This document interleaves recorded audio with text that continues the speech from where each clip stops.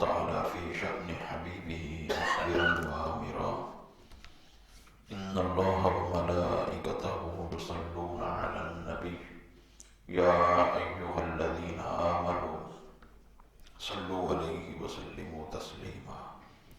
محبت الفت کے ساتھ بارگاہ رسالت مآب صلی اللہ علیہ وآلہ وسلم میں درود و سلام کا نذرانہ پیش فرمائیں۔ والصلاة والسلام علیکہ یا سیدی یا رسول اللہ وعلی آلک واصحابک یا سیدی یا حبیب اللہ۔ الصلاة والسلام علیکہ یا رحمتا للعالمین وعلی آلک واصحابک یا خاتم النبیین۔ الصلاة والسلام علیکہ یا اشرف الانبیاء والمرسلین وعلى آلك وأصحابك يا جد الحسن والحسین۔ انسان کی ہر شے کا، حتیٰ کہ انسان کی جان اور انسان کا مال، ہر شے کا مالک حقیقی اللہ رب العزت کی ذات ہے۔ اللہ رب العزت نے قرآن مجید میں ارشاد فرمایا، سورہ آل عمران آیت نمبر 180 ہے، فرمایا وَلِلَّهِ مِيرَاثُ السَّمَاوَاتِ وَالْأَرْضِ، اللہ ہی آسمانوں اور زمینوں کا حقیقی وارث ہے۔ وَاللَّهُ بِمَا تَعْمَلُونَ خَبِيرٌ، اور اللہ ہر اس شے کو جانتا ہے جو تم کر رہے ہو۔ ایسے ہی اللہ رب العزت نے سورۃ الحدید میں ارشاد فرمایا وَمَا لَكُمْ أَلَّا تُنْفِقُوا فِي سَبِيلِ اللَّهِ، تمہیں کیا ہو گیا ہے کہ تم اللہ کے راستے میں خرچ نہیں کرتے؟ تمہارا تو یہ ہے ہی نہیں، ہے بھی اللہ ہی کا، تو پھر بھی تم خرچ نہیں کرتے۔ اس سے بڑی ناعاقبت اندیشی کیا ہو سکتی ہے؟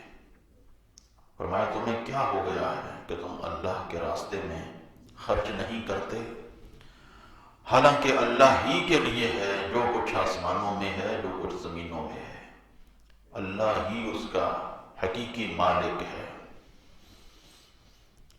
انسان کو مجازاً مالک کہا جاتا ہے، تھوڑی دیر کے لیے صوری طور پر اس کا ملک ہوتا ہے، حقیقی ملک اللہ رب العزت ہی کا ہے، جس کے لیے کوئی زوال نہیں ہے۔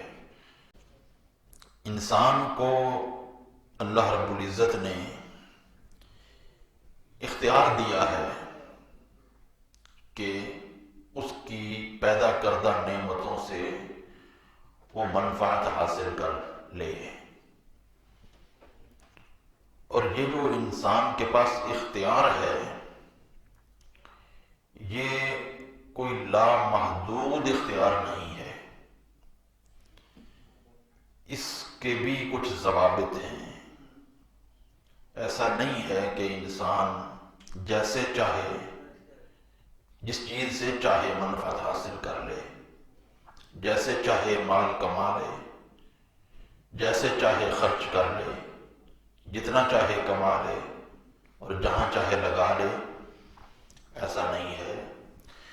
انسان کو اللہ رب العزت نے پابند کیا ہے بھی کمانا کیسے ہے، خرچ کہاں کرنا ہے۔ کمانے کے بھی کچھ ضوابط ہیں، اور پھر کمانے کے بعد اس کا جو مصرف ہے وہ بھی انسان کے اپنے اختیار میں نہیں ہے۔ جس نے اپنا آپ اللہ رب العزت کو بیچ دیا ہے، وہ بندہ اپنی مرضی سے تصرف نہیں کر سکتا، وہ اللہ اور اس کے رسول کی مرضی سے ہی اللہ کی دی ہوئی نعمت میں تصرف کرے گا۔ کسب حلال یہ انسان پر لازم ہے۔ بلکہ نماز، روزہ، حج، زکوٰۃ یہ فرائض اسلام ہیں۔ ان فرائض کے بعد اہم ترین فریضہ اللہ رب العزت نے جو انسان کے ذمہ فرمایا ہے وہ کسب حلال ہے۔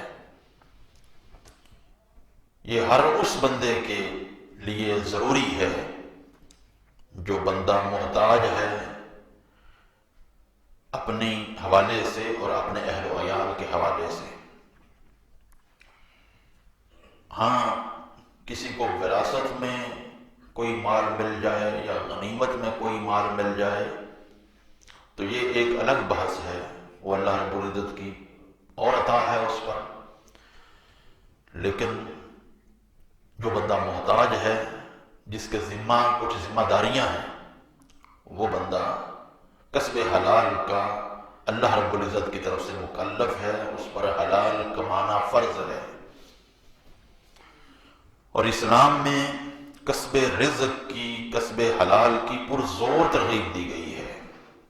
صاحب استطاعت پر اس کو واجب اور فرض قرار دیا گیا ہے۔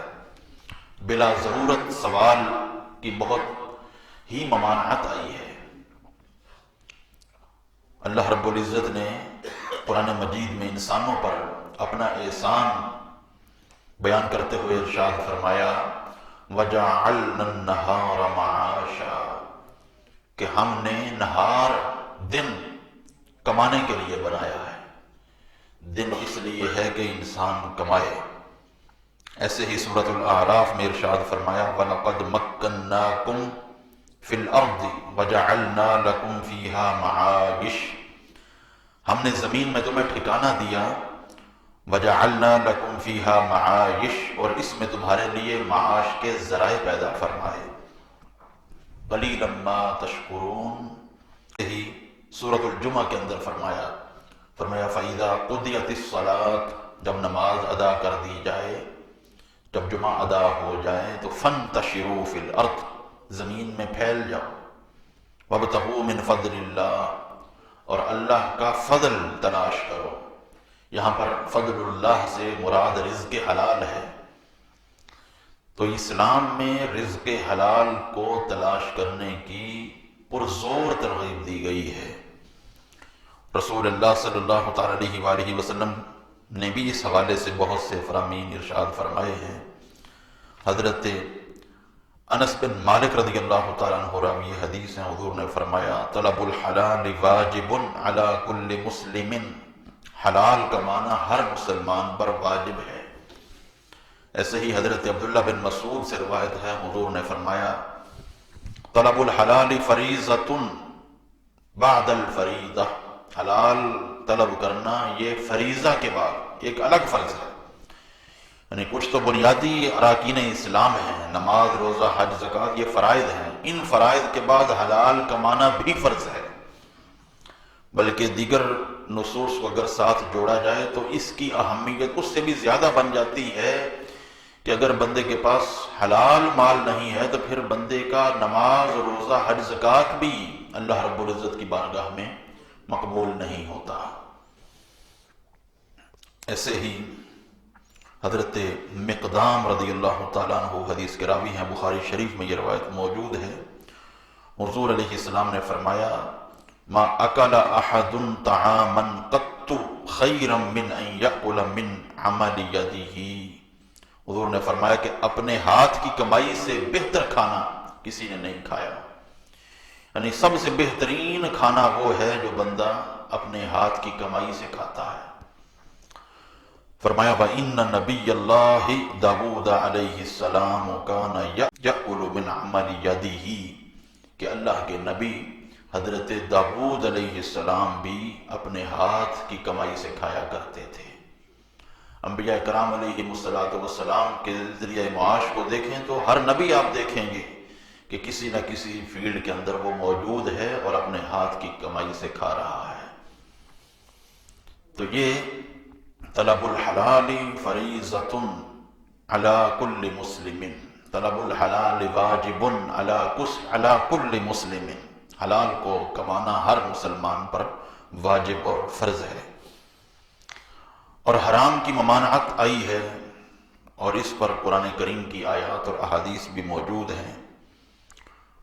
حضرت ابو ہریرہ سے روایت ہے، حضور علیہ السلام نے ارشاد فرمایا، صحیح مسلم میں یہ روایت موجود ہے، فرمایا یا ایھا الناس ان اللہ طیب لا یقبل الا طیبا۔ حضور نے فرمایا لوگو، اللہ پاک ہے اور پاک کو ہی قبول کرتا ہے۔ وَإِنَّ اللَّهَ أَمَرَ الْمُؤْمِنِينَ بِمَا أَمَرَ بِهِ الْمُرْسَلِينَ، اللہ نے جس چیز کا حکم مرسلین کو دیا ہے اسی کا اہل ایمان کو دیا ہے۔ مرسلین کو کیا کہا ہے؟ اللہ رب العزت نے فرمایا، قرآن پاک میں موجود ہے، یا ایھا الرسول کلوا من الطیبات واعملوا صالحا، اے رسولو کلوا من الطیبات، طیبات سے کھاؤ، واعملوا صالحا۔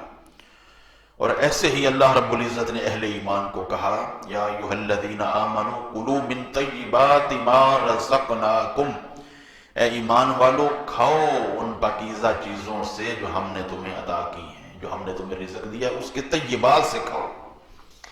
پھر حضور علیہ السلام نے ارشاد فرمایا ایک آدمی کا، آپ نے فرمایا یطیل السفر، ایک بندہ لمبا سفر کرتا ہے، اشعث اغبر یمد یدیہ الی السماء، بال بکھرے ہوئے ہیں، بدن غبار آلود ہے، اور یمد یدیہ الی السماء، ہاتھ آسمانوں کی طرف اٹھا رہا ہے اور کہہ رہا ہے یا ربی یا ربی یا ربی، لیکن فرمایا فَأَنَّا يُسْتَجَابُ لِذَلِكَ، اس کی دعا کیسے قبول کی جائے؟ کیوں؟ وَمَطْعَمُهُ حَرَامٌ وَمَشْرَبُهُ حَرَامٌ وَمَلْبَسُهُ حَرَامٌ وَغُذِيَ بِالْحَرَامِ، اس کا کھانا حرام کا ہے، اس کا پینا حرام کا ہے، اس کا لباس حرام کا ہے، وَغُذِيَ بِالْحَرَامِ، اور حرام سے اس کی پرورش ہوئی ہے، تو فَأَنَّا يُسْتَجَابُ لِذَلِكَ، دعا کیسے قبول ہو؟ حالانکہ دعا کی قبولیت کی 3 علامتیں اس کے اندر موجود ہیں۔ حضور نے فرمایا ہے جو بندہ یا ربی کہہ کر دعا کرتا ہے اس کی دعا رد نہیں ہوتی۔ آپ قرآن پاک میں دیکھیں دعاؤں کا آغاز ربنا سے ہو رہا ہے، ربنا آتنا فی الدنیا حسنۃ، ربنا فاغفر لنا ذنوبنا وکفر عنا سیئاتنا، ربنا هب لنا من ازواجنا وذریاتنا، ربنا ظلمنا انفسنا وان لم تغفر لنا، رب اجعلنی مقیم الصلاة ومن ذریتی، ربنا وتقبل دعاء، ربنا اغفر لی ولوالدی وللمؤمنین یوم یقوم الحساب۔ تو دعائیں ان کی کثرت آپ دیکھیں تو آغاز ربی یا ربنا سے یا ربی سے ہوتا ہے، تو یہ جب یا ربی کہہ کر یا ربنا کہہ کر دعا کی جاتی ہے تو وہ دعا رد نہیں ہوتی، تو یہ علامت بھی اس کے اندر موجود ہے۔ پھر حضور نے فرمایا جو بندہ حالت سفر میں ہو اس کی دعا رد نہیں ہوتی، تو حدیث میں ہے یطیل السفر، وہ بندہ لمبا سفر کر چکا ہے، یعنی سفر بھی نہیں لمبا سفر کر چکا ہے۔ پھر حضور نے فرمایا اشعث اغبر، اس حوالے سے بھی احادیث میں موجود ہے، حضور نے فرمایا بہت سے پرا گندہ بالوں والے غبار آلود جسم والے ایسے ہوتے ہیں، لو اقسم علی اللہ، اگر وہ اللہ پر قسم کھا لیں، لأبرہ، تو اللہ انہیں اس قسم میں جھوٹا نہیں ہونے دیتا۔ اگر وہ یہ کہہ دیں کہ یا اللہ ایسے کر دے اور اللہ ایسے ضرور کرے گا تو اللہ ان کی بات کو موڑتا نہیں ہے، وہ ان کی بات پوری ہوتی ہے، اللہ رد نہیں کرتا۔ تو 3 حالتیں موجود ہیں، لیکن حضور فرما رہے ہیں فَأَنَّا يُسْتَجَابُ لِذَلِكَ، کیسے اس کی دعا قبول ہو؟ یعنی دعا کی قبولیت کی اتنی علامتیں موجود ہیں، یا ربی بھی کہہ رہا ہے، حالت سفر بھی ہے، پراگندہ بالوں والا بھی ہے، لیکن پھر بھی فَأَنَّا يُسْتَجَابُ لِذَلِكَ، اس کی دعا کیسے قبول ہو؟ فرمایا مطعمہ حرام، طعام اس کا حرام ہے، لباس اس کا حرام ہے، پینا اس کا حرام ہے، غذی بالحرام، حرام سے اس کی پرورش ہوئی ہے۔ تو اسے سمجھ لیں کہ حلال مال کمانا کس قدر ضروری ہے۔ اسلام نے آزاد نہیں چھوڑا، اسلام نے آزاد نہیں چھوڑا کہ جو بندہ جیسے چاہے۔ یہ ایک سوچ ہوتی ہے آج کل ہمارے ہاں کہ مذہب اور شریعت کا تجارت سے کوئی تعلق نہیں ہے، تجارت بھی اپنی مرضی چلتی ہے۔ اگر یہ سوچ ہے کہ مذہب کا، شریعت کا تجارت سے کوئی تعلق نہیں ہے تو یہ سوچ سراسر اسلامی سوچ نہیں ہے۔ یہ ہم پابند ہیں تجارت میں مذہب کے ہم پابند ہیں، تجارت میں شریعت مطہرہ کے، اگر ہمیں ان اصولوں کا علم نہیں ہے جو اللہ اور اس کے رسول نے بتائے ہیں، ان بیریئرز کا ہمیں علم نہیں ہے، ان کو ہم اگر کراس کر رہے ہیں تو پھر ہم حرام میں جا رہے ہیں۔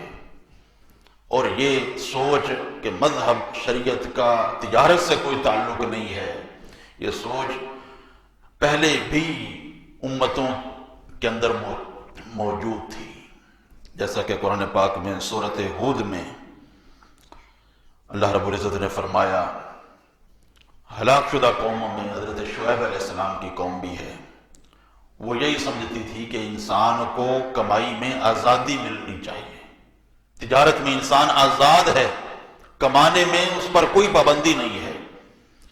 آج اگرچہ سوچ ہو سکتا ہے پوچھا جائے تو یہ نہ ہو، لیکن عملی طور پر یہی ہے، گراؤنڈ ریالٹی یہی ہے، حقیقت یہی ہے کہ انسان اپنے آپ کو آزاد تصور کرتا ہے تجارت میں۔ اور یہی سوچ حضرت شعیب علیہ السلام کی قوم کی تھی جن پر عذاب نازل ہوا۔ سورۃ ہود آیت نمبر 87 ہے، فرمایا اللہ رب العزت نے ان کی بات کو حکایت کرتے ہوئے، انہوں نے کہا، قالوا یا شعیب اصلاتک تأمرک ان نترک ما یعبد آباؤنا او ان نفعل فی اموالنا ما نشاء۔ انہوں نے کہا، اے شعیب، کیا تمہاری نماز تأمرک تمہیں حکم دیتی ہے کہ ان نترک ما یعبد آباؤنا، کہ ہم چھوڑ دیں ان کی جن کی ہمارے آباء و اجداد عبادت کرتے تھے، باطل معبودوں کو چھوڑ دیں؟ کیا تمہاری نماز یہ حکم دیتی ہے؟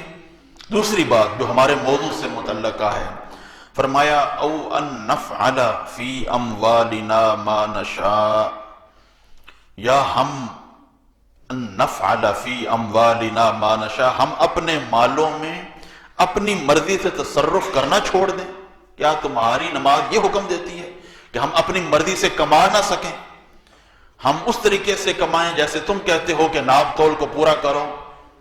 اگر تو یہی بات ہے تو پھر ہم یہ نہیں کر سکتے، ہم اپنی مرضی سے کمائیں گے اور جن کی ہمارے آباء و اجداد عبادت کیا کرتے تھے انہی کی عبادت کریں گے، ہم تمہاری یہ باتیں نہیں مان سکتے، کمانے میں ہم آزاد ہیں۔ یہ بات حضرت شعیب علیہ السلام کی قوم نے کہی، جو کہ اللہ رب العزت کی طرف سے معذب قوم ہے، ان پر عذاب نازل ہوا ہے، ہلاک شدہ قوم ہے۔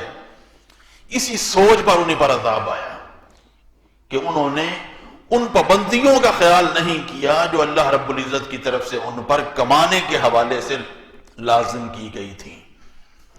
لہذا یہ سوچ کہ تجارت کا کوئی تعلق نہیں ہے اسلام کے ساتھ، شریعت کے ساتھ، مذہب کے ساتھ، تجارت میں ہم آزاد ہیں، ہمیں کوئی اس حوالے سے فکر کرنے کی ضرورت نہیں ہے، یہ سوچ بالکل غلط ہے۔ تجارت میں ہم آزاد نہیں ہیں۔ اللہ رب العزت نے ہمیں ایک ایسا دین عطا کیا ہے جو ہر لحاظ سے مکمل ہے۔ اليوم اکملت لکم دینکم واتممت علیکم نعمتی ورضیت لکم الاسلام دینا، کہ آج ہم نے تمہارے لیے تمہارا دین مکمل کر دیا، ورضیت لکم الاسلام دینا، اور تمہارے لیے اسلام بطور دین ہم نے منتخب کر لیا۔ اسلام میں جو حدود ہیں وہ لازم ہیں۔ لوگ یہ کہہ دیتے ہیں جناب شریعت میں اتنی سختی نہیں ہے، شریعت میں اتنی سختی نہیں ہے جتنی یہ ہمیں سننے میں آتی ہے، جتنی یہ ہمیں بتائی جاتی ہے۔ شریعت تو آسانی کا دین ہے، شریعت کے اندر آسانی ہے، اس کے اندر کوئی حرج نہیں ہے، یہ بات بالکل مسلم ہے۔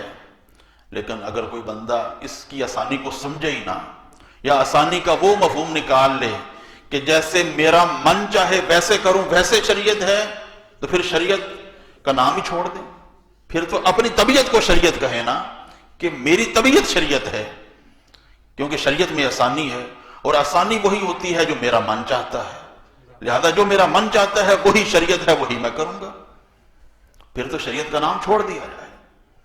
حالانکہ اگر آپ دیکھیں تو انسان خود پابندیاں لگاتا ہے۔ چھوٹا چھوٹا جب بھاگنے لگے تو باپ اس کو 100 تاکیدیں کرتا ہے، ابھی دیکھ کے بھاگنا، ادھر ادھر دیکھ کے سنبھل کے چلنا۔ بچہ اگر چھری اٹھا لے تو اس سے پکڑ لی جاتی ہے، کہیں ایسا نہ ہو کہ یہ اپنے آپ کو لگا لے۔ یہ سارے کام انسان کرتا ہے، لیکن جب اللہ رب العزت کی طرف سے کوئی حکم آتا ہے تو پھر انسان کہتا ہے کہ جناب ہمیں پابند نہ کیا جائے، ہم پابند نہیں ہیں۔ حالانکہ جو احکام سرکار دو عالم صلی اللہ علیہ وسلم نے دیے ہیں، جو قرآن پاک میں بیان کیے گئے ہیں، اسی میں انسان کی فوز و فلاح ہے۔ قرآن کے اندر، حدیث کے اندر، شریعت کے اندر کوئی حرج نہیں ہے، جیسا کہ اللہ رب العزت نے فرمایا وَاجْتَبَاكُمْ وَمَا جَعَلَ عَلَيْكُمْ فِي الدِّينِ مِنْ حَرَجٍ، اس نے تمہیں اپنے دین کے لیے تمہیں منتخب کیا ہے۔ وَمَا جَعَلَ عَلَيْكُمْ فِي الدِّينِ مِنْ حَرَجٍ، اور دین میں اس نے کوئی حرج نہیں رکھا، کوئی تنگی اس نے نہیں رکھی دین کے اندر۔ ایسے ہی فرمایا یرید اللہ بکم اليسر، اللہ تمہارے لیے آسانی کا معاملہ کرنا چاہتا ہے، ولا یرید بکم العسر، اور تمہارے لیے مشکل کا ارادہ وہ نہیں رکھتا، عسر کا ارادہ نہیں رکھتا۔ اب یہ بھی تو چاہیے نا ہمیں کہ ہم وہ تو دیکھیں کہ اللہ کیا چاہتا ہے۔ جو اللہ چاہتا ہے قرآن کہتا ہے وہی آسان ہے، اسی میں آسانی ہے، نہ یہ کہ انسان یہ کہے کہ جو میں چاہتا ہوں اس میں آسانی ہے، جو میرا مزاج چاہتا ہے اس میں آسانی ہے۔ ایسے ہی سورۃ النساء میں فرمایا یرید اللہ ان یخفف عنکم، اللہ چاہتا ہے کہ تمہارے ساتھ آسانی کا معاملہ کریں۔ حدیث پاک میں ہے حضور علیہ السلام نے فرمایا بعثت بالحنیفۃ السمحۃ، مجھے سچے سیدھے اور آسان دین کے ساتھ بھیجا گیا ہے۔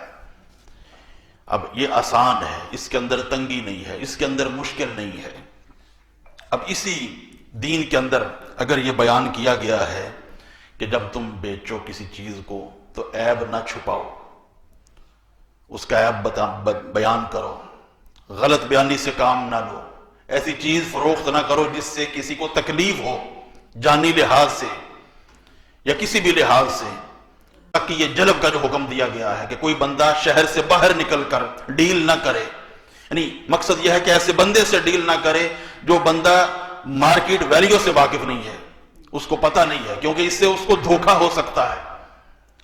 ہمارا حال کیا ہے، ہم تو اسی چیز کو لیتے ہیں کہ اولا ہو جائے تھوڑا سا، اسی سے فائدہ اٹھا لیا جائے، وہ بے خبر ہے اس سے۔ لہذا جس بندے کو مارکیٹ ویلیو کا، گراؤنڈ ریالٹی کا پتہ نہیں ہے، اس پر ہاتھ ڈال لیا جائے۔ احادیث کے اندر یہ جو پابندیاں لگائی گئی ہیں، ارتکاز سے منع کیا گیا ہے، ذخیرہ اندوزی سے منع کیا گیا ہے، مصنوعی گرانی سے جو منع کیا گیا ہے، تو یہ جو پابندیاں واضح طور پر احادیث میں موجود ہیں، اگر ان پابندیوں کو نظر انداز کر دیا جائے اور کہا جائے کہ ہم اپنی مرضی سے تجارت کریں گے، ہم تجارت کرنے میں آزاد ہیں، تو یاد رکھیں یہ وہی سوچ ہے جو حضرت شعیب علیہ السلام کی قوم کی تھی، اور اسی سوچ پر حضرت شعیب علیہ السلام کی قوم پر عذاب آیا تھا۔ ہم آزاد نہیں ہیں، تجارت کا اسلام کے ساتھ تعلق ہے، تجارت کا شریعت مطہرہ کے ساتھ تعلق ہے، تجارت کو شریعت سے الگ نہیں کیا جا سکتا۔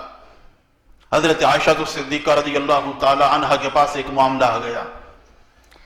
اب دیکھیں جو بندہ تاجر ہے اس کو چاہیے کہ وہ پڑھے، تجارت کے اصولوں کو پڑھے، وہ یہ نہیں کہہ سکتا، بلکہ آج کل تو جتنی ضرورت ہے اس حوالے سے، جتنی تبدیلیاں آ گئی ہیں نظام میں، نبوی تجارت کے اصولوں کو پڑھنا تو پہلے سے زیادہ ضروری ہے۔ تو حضرت عائشہ صدیقہ رضی اللہ تعالی عنہا کے پاس ایک معاملہ آیا، اب اس کی ڈیٹیل انشاءاللہ الگ بیان کریں گے۔ حضرت عائشہ صدیقہ نے وہاں پر کہا کہ یہ جو بے ہوئی ہے یہ بے شریعت مطہرہ کے اندر جائز نہیں ہے۔ اب وہ سیدھا سیدھا سود نہیں تھا، سیدھا سیدھا اس کے اندر رشوت نہیں تھی، ایک ڈیل ہوئی تھی، ایک معاملہ طے ہوا تھا فریقین کے درمیان۔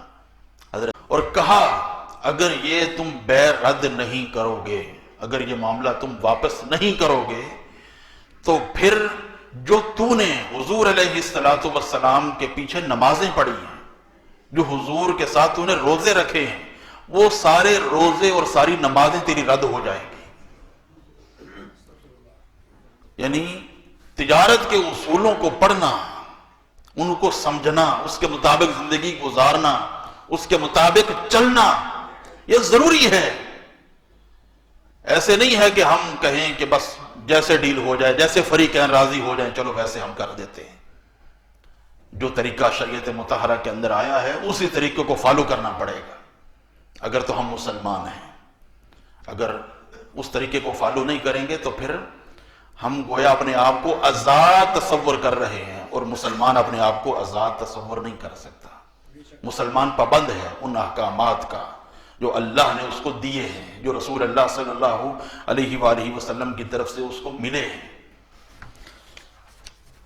لہذا شریعت مطہرہ سر نرمی کا دین ہے، سختی کا دین نہیں ہے، لیکن سختی اور نرمی کا معیار بھی شریعت بتاتی ہے، قرآن بتاتا ہے۔ یہی وجہ ہے کہ بعض لوگ اپنی طبیعت کی نرمی سمجھتے ہیں اور اپنی طبیعت کی سختی سمجھیں۔ اپنی طبیعت کی نرمی اور سختی کا نقصان یہ ہوتا ہے کہ پورا معاملہ جو ہے اس کی زد میں آتا ہے، پھر مال ایک مٹھی میں جمع ہو جاتا ہے اور غریب طبقہ جو ہے وہ پستا ہے۔ وجہ یہ ہے کہ ان فرامین کو فالو نہیں کیا گیا جو رسول اللہ صلی اللہ علیہ وسلم کی طرف سے مجموعی طور پر اہل ایمان پر لازم کیے گئے ہیں۔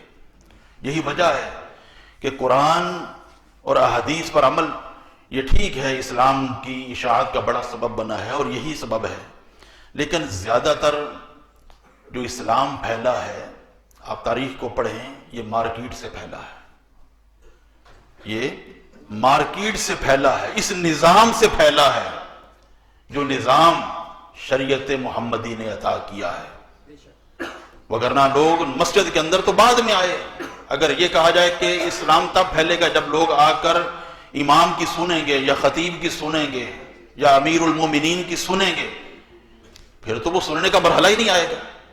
یہ نظام کو دیکھیں گے، نظام باہر گراؤنڈ ریالٹی سے پتہ چلتا ہے کہ نظام کیا ہے اسلام کا۔ جب وہ اس نظام کو دیکھتے ہیں کہ جس نظام کے اندر نہ بیچنے والے سے دھوکہ ہوتا ہے، نہ خریدنے والے سے دھوکہ ہوتا ہے، نہ بائع سے، نہ مشتری سے، نہ کسی اور کا نقصان ہوتا ہے، ہر لحاظ سے اتنا صاف ستھرا نظام شریعت مطہرہ دے رہی ہے، اسی نظام کو دیکھ کر یہی وجہ ہے کہ مسلمان جب جاتے تھے اپنا تجارتی نظام لے کر اور اس نظام کے مطابق ان سے مال لیتے تھے تو کفار نے دیکھا یہ کتنا صاف ستھری۔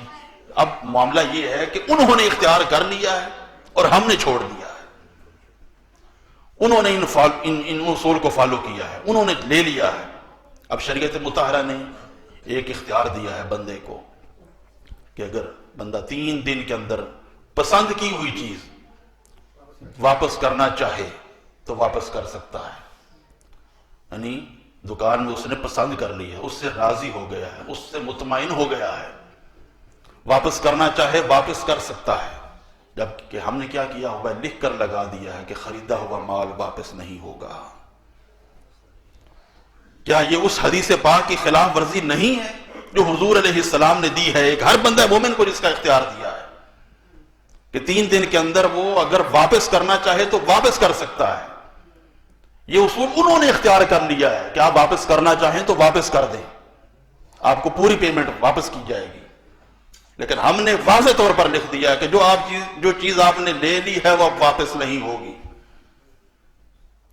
حضور نے اختیار دیا ہے، ہم نے کہا نہیں، ہم نہیں اس کو مان سکتے۔ پھر کہتے ہیں کہ ہم پس رہے ہیں، ہمارے حکمران ایسے ہیں، فلاں ایسا ہے، کے اندر برکت نہیں، کثرت تو ہوئی جا رہی ہے، برکت پھر بھی نہیں ہے۔ کیا یہ کثرت کتنی دیر کی کثرت ہے؟ یہ کثرت تو ختم ہونے والی ہے، جیسے ہی سانسوں کی مالا ختم ہوگی ایسے ہی یہ ختم ہو جائے گی۔ اصل تو چیز برکت ہے جس سے قبر روشن ہونی ہے، جس مال سے قبر روشن ہونی ہے، جس مال کو ہم نے اللہ اور اس کے رسول کے دیے ہوئے فرامین کے مطابق لیا ہے اور اسی کے مطابق لگایا ہے، اللہ کی راہ میں بھی لگایا ہے، خرچ بھی ویسے کیا ہے، تبذیر سے کام نہیں لیا۔ ان المبذرین کانوا اخوان الشیاطین، مبذرین شیاطین کے بھائی ہیں۔ مبذرین کون ہیں؟ مفسرین کی تفاسیر پڑھیں، وہی مبذرین ہیں جو مال اللہ کی اطاعت میں خرچ نہ ہو وہ تبذیر ہے، جس مال سے اطاعت الہی مقصود نہ ہو وہ تبذیر ہے۔ حرام تو الگ بات ہے نا، اطاعت الہی میں خرچ نہ کرنا وہی تبذیر ہے، تو حرام میں لگانا یہ تو پھر اس کے آگے کی بات ہے۔ لہذا ہم آزاد نہیں ہیں تجارت میں. ہم اگر مسلمان ہیں تو تجارت کو شریعت مطہرہ کے مطابق اپنانا ہے. اگر شریعت مطہرہ کے مطابق تجارت نہیں ہے تو پھر حضور نے فرمایا ایک بندہ دور سے آیا ہے، ہاتھ اٹھائے ہوئے ہیں، یا رب بھی کہہ رہا ہے، لیکن اس کی دعا قبول نہیں ہو رہی کیونکہ اس کے پیٹ کے اندر لقمہ حرام کا ہے. اللہ رب العزت کی بارگاہ میں دعا ہے کہ اللہ ہمیں حرام سے بچنے کی توفیق عطا فرمائے. وما علیہ الا البلاغ.